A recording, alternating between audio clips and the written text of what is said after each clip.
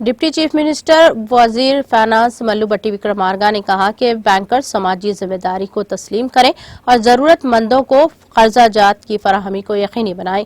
Deputy chief minister ने वजीर ज़राअत तमला नागेश्वर राव के हमरा बेगमपेट के खानगी होटल में रियासती सतह की बैंकर्स कमेटी के इजलास में शिरकत की। इस मौके पर खिताब करते हुए मल्लू भट्टी विक्रमार्का ने कहा कि बैंकर्स ज़रिए अखराज, इम्काना की तामीर और तालीमी कर्ज की फराहमी को तरजीह दें।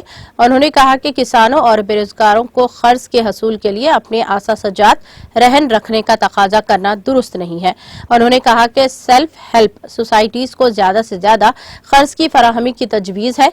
उन्होंने कहा कि आइंदा 5 बरसों के दौरान ग्रुप्स की खवातीन को 1 लाख करोड़ रुपये कर्ज फराहम किया जाएगा। उन्होंने कहा कि खवातीन को बिला सूद कर्जात की रकम हुकूमत बैंकर्स को अदा करेगी। उन्होंने कहा कि तेलंगाना एक अमीर रियासत है। बैंकर्स तिजारत और सरमाकारी की हौसला अफजाई करें।